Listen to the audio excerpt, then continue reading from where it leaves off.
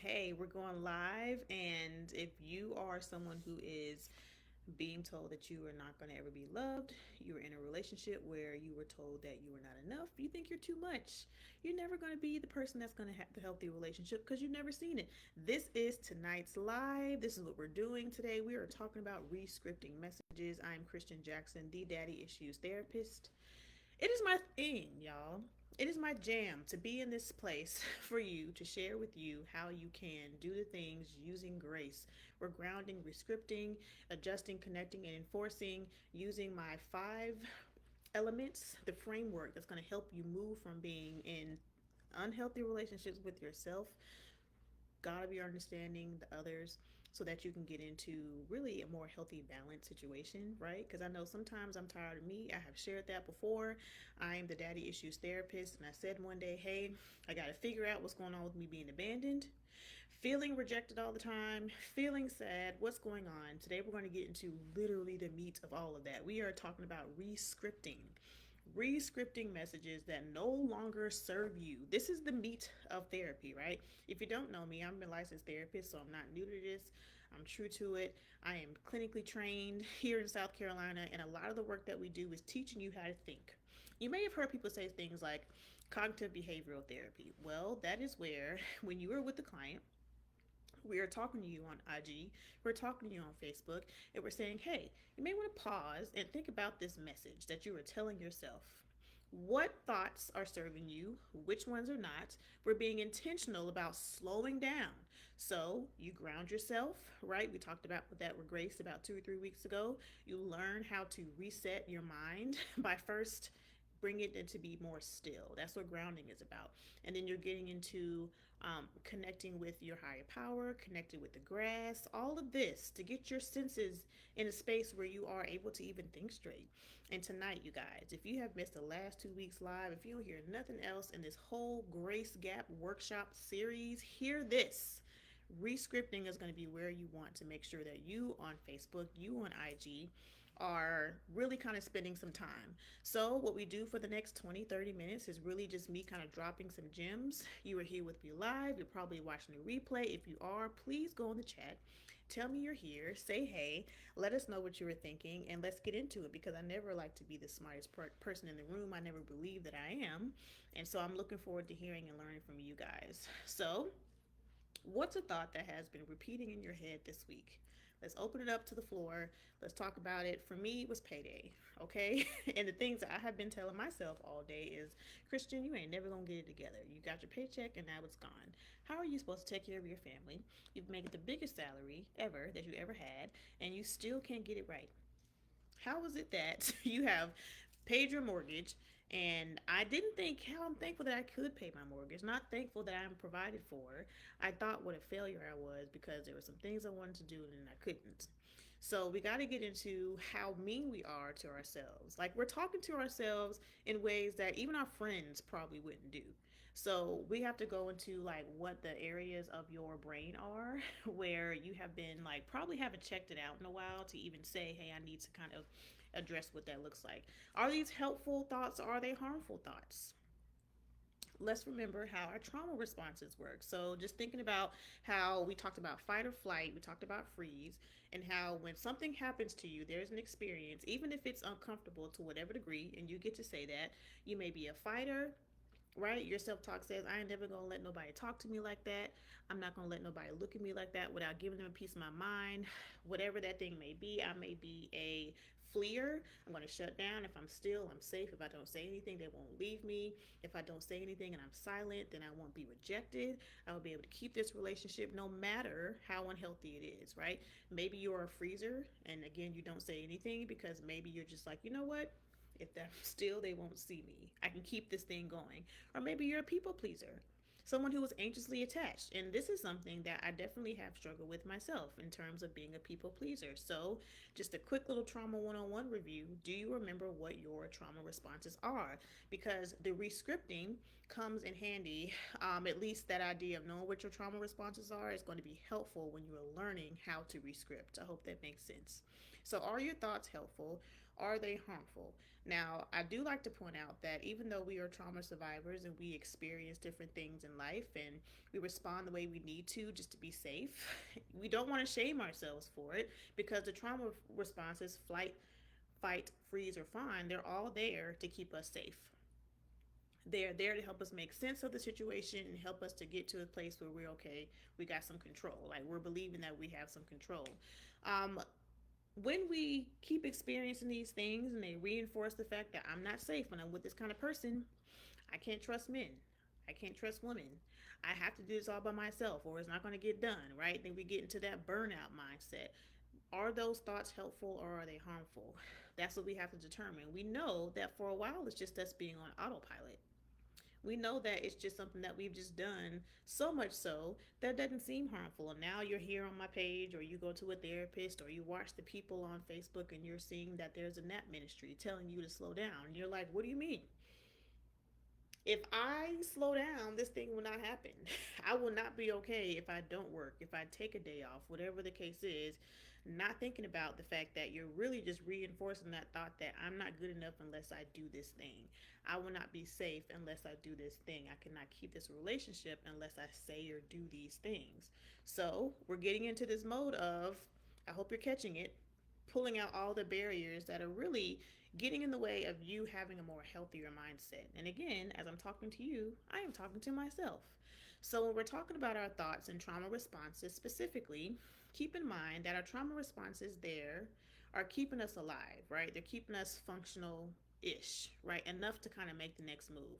Our brain takes past experiences and they create shortcuts. The shortcuts are the things that we're telling ourselves. So again, you may not have that very same experience that you went through, but that very same kind of initial experience taught you that you need to respond in this fight, flight, freeze, fawn way, whatever that looks like for you. Okay? You learned over time that is how it makes sense for me. This is what I need to do to stay safe. And it's evolved and it's fueled by these shortcuts. So maybe we don't need that exact experience to elicit, to bring out those very thoughts that keep us safe or those very responses to keep us safe. The shortcut, the button, real quick, is just to be like, oh, I'm just going to think, oh, I can't trust men. Like, I know this is not going to be a thing. They're not going to stick around because I'm too much. So I'll have fun while it lasts. It don't matter. I'll just do this thing while we're here and then we'll just see where it goes. And then perhaps you may have experiences, and this is where it gets tricky with the experiences. They just kind of prove our thoughts right, right? And so like it's almost like self-fulfilling prophecy where you could say, you know what, I knew that would happen. I knew you would leave me. I knew you would say those things where I'm just like, oh man, like I would never feel like I'm loved because my daddy told me I wouldn't be loved, or he didn't tell me without telling. He just kind of acted like that, right? Like I'm just going by what his actions were. So these shortcuts, aka these thoughts, these beliefs, these core beliefs that come out of our experiences, they drive all the things that you're doing, all the things we tell ourselves in order to make sense of what's going on around us. So we have the problem with these shortcuts is although it's keeping us alive, they are rooted in our trauma. And I'm hoping you're catching that right now. They're rooted in that rejection. They're rooted in that shame and that abandonment. And so those messages that we were told, they don't serve us anymore. In the moment, they may serve us to say, you know what, this is where I get off. This is the exit I'm going to get off on. I'm leaving this relationship. I can't get close to people. So this is where I'm going to go ahead and exit because I can't handle this thing. I'm really excited to bring this to you, this idea of shortcuts, because I'm hoping that what you're going to take from this Rescript conversation is that it's something you have way more control over than you think. We can't control the outcome of what other people do. All we can do is take care of us. That's what the Grace Method helps you do. And so I'm going to pause here and say if you have not yet taken the Grace Gap quiz, it's the link in my bio on Instagram. It's pinned here on Facebook Live, and I'll put it in the comments as well. This is where you get to decide and kind of see, I'm going to go take this quiz, I'm going to come back. This is where I can do some growth, some work, right, to try to improve where I know there's a barrier. And perhaps your grace gap is rescripting. You're not really that great at being able to kind of speak life into you because you hear people talk about manifestations and affirmations. This could be a way to rescript. And it's amazing. And so we're going to talk about how you could take that further, of course, with using the grace method all together. Tonight, we're focusing on rescripting. We know now that we've laid this foundation with how there is this trauma experience that we have, these uncomfortable experiences we have, and these thoughts are born and they fuel the way we move, right? So perhaps I've had money trauma. I've not been someone who has been really great with money. I didn't really get taught that, et cetera, et cetera. So we get to the point where I told myself I would never have this this down at all. Like I was talking about investments and savings and stuff earlier. My parents didn't teach me that stuff. So we're in this mode of like I will never have. I have a poverty mindset born out of this experience where I've never been thought that I can't even think that I'll have like nice things, right? So maybe that has me charging my card on Instagram or a TikTok shop more, right? This thought that fuels my own experience sometimes is that I'm driven out of fear, right? So I'm just like, everything I do is because I gotta feed my family, I gotta make sure that we're okay. That is not necessarily healthy, but it's a reality. I know where it comes from, and that's the purpose of this conversation. You know what that root cause is of these thoughts. So I have to create new shortcuts, and we're going to get into that today. I also want to remind you that a lot of the things that I'm fascinated by on this platform are the attachment styles that drive how we connect to ourselves and other people. It's where the daddy issues narrative comes from, is when my book was born. I'm focused on what that parent child relationship looks like, how it evolves over time, and how it affects the relationships we have. So I thought tonight would be cool. I'm looking at my notes here to really kind of get into what these common core beliefs, aka these shortcuts, are based on your attachment style. And remember, these are not meant to put you in a box, right? Like these attachment styles just to really just give you an understanding of what this looks like for you, a starting point. If you can go back and say, hey, my parents actually taught me this through their actions or their words or both, and this is kind of where I lean when it comes to relationships. So let's get into it. What common core beliefs are really more avoidant attachment style people? And these are people who are going to push you away. We're going to put the walls up.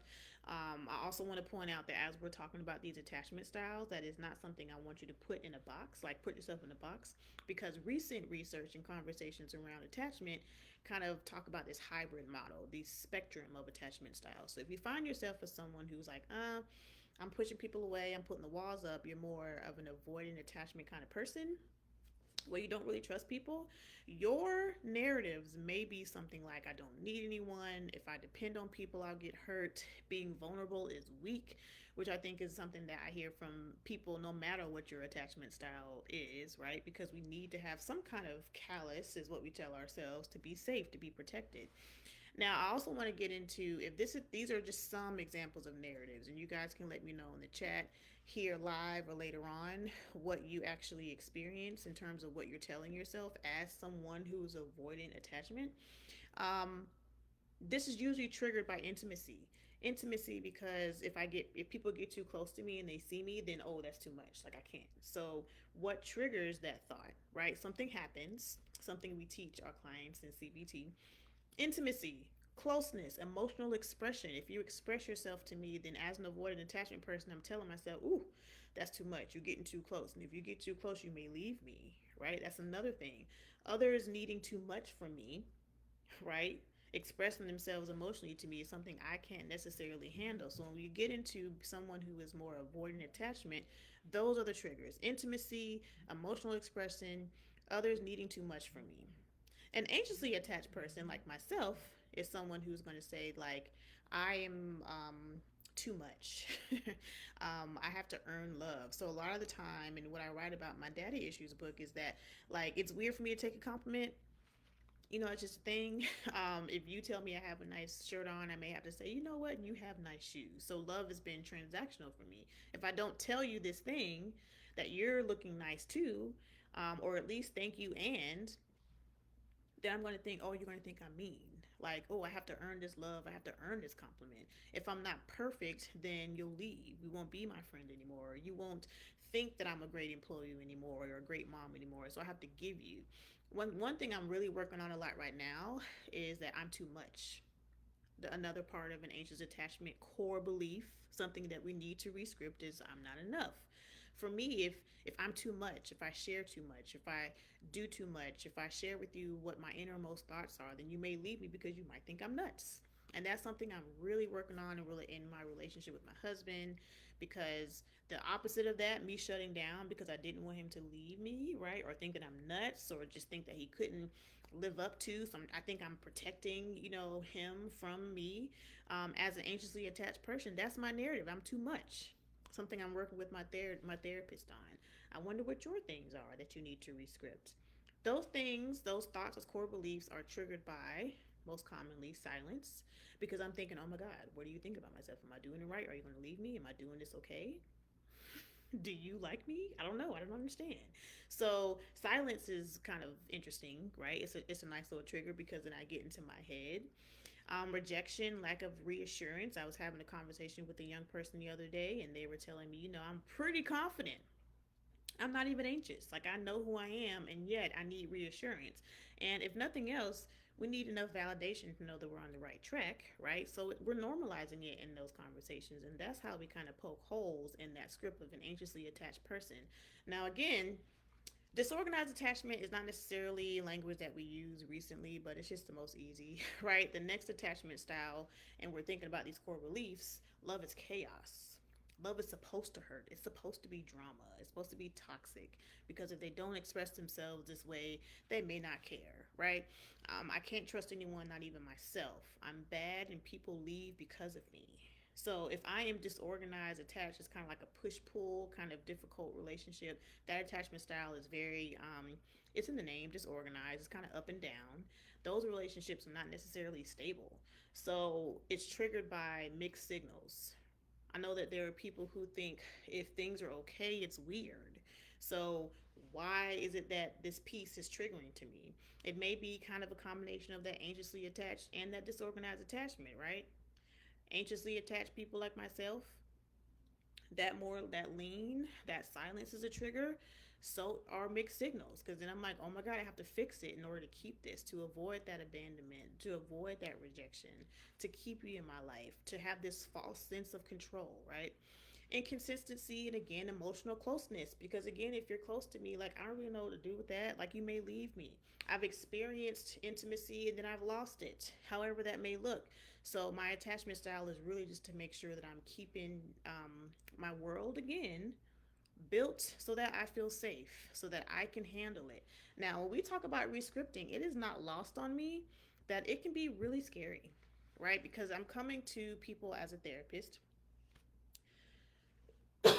Excuse me. I'm coming to people as a therapist, and I'm poking a hole in the bubble, your safety bubble that you've built for yourself.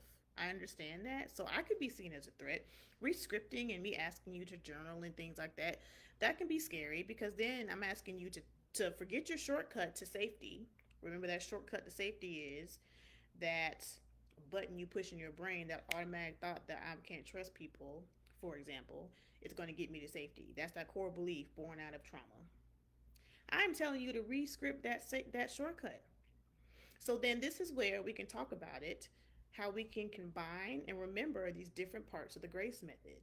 If you ground yourself and you've gotten a good self-care plan to where you are um, in touch with your senses, that makes sense for you, to help you feel anchored, to help you remember that you're safe and you're in your body and you can trust your body, that's a good place to start. Because when you start rescripting and you start learning new things and stuff starts to unravel, then you have something to fall back on. It's really important for you to have a system. So when I ask you to journal, when I ask you to sit with your thoughts, identify these core beliefs, pull out the ugly first, limit yourself. It's okay for you to journal for maybe like 2 to 3 minutes and just jot down bullet points of where you are and then leave. Because you might need to pace yourself so that you're not giving yourself too much of a laundry list of things to do, because again, it can be unsettling.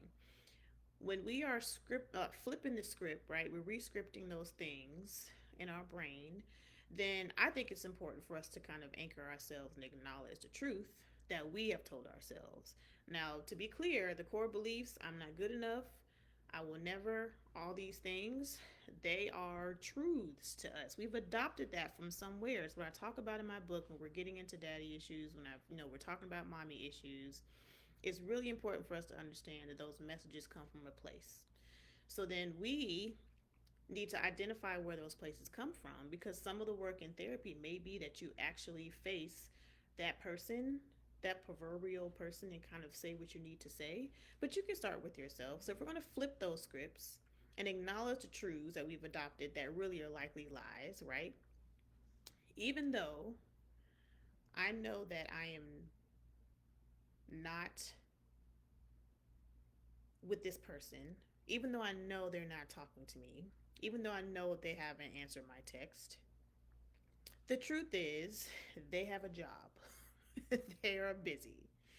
It doesn't mean that I am not good enough. It doesn't mean that they don't want to talk to me.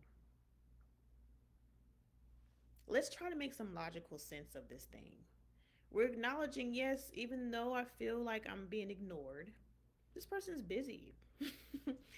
And I may hear from them later, I may not. We're not really sure. But I need to say that I'm feeling uncomfortable to myself. I need to name it, call it a thing, and then also come up with a rational explanation, not to like make up a story of what they may or may not be doing. Here's a, even better to that point. Even though I feel rejected, the truth is, I accept myself. The truth is, I have a roof over my head. I have a job. I have people who do love me. I see myself the way God sees me. I've accomplished A, B, and C. So even though there may actually be existing rejection, then you know where you are, what you always have, things you can't, like, people can't take away from you. Even though I lost this job, then no one can take the education and training and experience from me, the things I've built, right? That is a personal story. I've gotten fired from a job before where I literally questioned who I was as a person, as a clinician. All that's a story for another day. I've shared that before. But all I kept thinking, my narrative was, oh my God, like I was reducing myself to mistakes that were made around me that I got caught up in. I was reducing myself to the things I know that I couldn't do, but then remembered, well, you didn't have the resources, right? There weren't things that were built to protect you, Christian. So those are things that are out of your control. Acknowledge the discomfort, yes, because your trauma brain needs at least that much. And then talk about to yourself what you can replace that with. It's really more powerful when you're realistic with yourself, when we are getting closer to what we call in our clinical field the wise mind. Left brain is logical. That's the 1 + 1 = 2. The right part of our brain is more emotional, it's more creative, it's more artsy. So, yes, it's creative enough to make up stories that don't exist, right? It's where our emotions are processed. We want to get to a space where we're not using too much of our right brain and too much of the left. We want to try to make sure that we are having a proper balance, whatever that looks like for you in that moment, because everything's not going to call for 50-50. You might need way more of your logical brain. And I'm going to tell you that if you're in this space where you want to rescript, you do need to tap into that logic. And if you want to hear it, here it go. Our prompts for the week. If we're going to journal as we wrap this up, we're going to be talking about rescripting. We got to start where those messages came from. So, our first question for this week that I want you to sit with is, what belief about yourself did you pick up as a child? A lot of what comes up when I'm in therapy and what I hear is, I'm not good enough, I'm not safe, I will never. Like, those are all really common. That I'm not good enough narrative is very, very typical. And so it comes up a lot in therapy, just to give you a hint. And if you want to tie that to a person or an experience, you can. That would kind of one up that experience of rescripting. The next thing I want you to do is ask yourself if that is still serving you. Does that message still serve you? I was actually listening to a podcast and Shaq was on it, and he said that the reason he is where he is today is because he is driven by jealousy. I want what the next man has. And I know what he was saying. I understand where he was coming from, because you want to be the best. You're motivated maybe by what someone else has had, what someone else has, right? And he didn't say he was trying to take necessarily someone's things from them. And yet there was some, like, I don't know, fear, something behind it. Fear that I will never be unless I have. And he, of course, is motivated also by like taking care of his family. How many of you are taking care of everybody else but yourself? I'm a therapist. I do it all the time. I do it for a living, and then I come home, and sometimes I don't even have anything left for my family. So, what messages are serving me now? What messages are not? You could spend this week just kind of identifying what that looks like. And then maybe the next week or maybe over the next few days, you decide that maybe this is the one thought that I want to kind of poke a hole in. Rescripting is about being aware of those things that you're telling yourself about yourself that are not serving you. Even if you just pull them up. And then next week, we're going to be talking more about how to set boundaries with yourselves because we talked about connection already. So we're going to skip the C. We're working the grace method, you guys. I'm working it daily. We're grounding ourselves, rescripting, adjusting, connecting, and enforcing. We're working the grace method. And so I'm happy to be in the comments, you guys. Please talk back to me. Send me your DMs. I know some people want to send me private stuff, and I get that. But don't be shy. Share right here in front of everyone what it looks like, what it feels like as you're journaling through these things. I'm setting us up for something big, you guys. I know that I've gotten good feedback so far, and I have regular viewers, and I appreciate you being here. If this is something you want to do in a more private cohort setting where we're working through some more intentional things that you guys are bringing to me, I'm cooking up something that I hope will give what's supposed to be gave to start a new private Your Grace space at a 4-week cohort. So if you want to join the fall cohort at the end of August, be on the lookout for what we have coming up. Thank you guys for everything. I really appreciate your support, and I'm really excited to see where we are all going to grow as the weeks come. See you next week. Bye, Instagram and Facebook.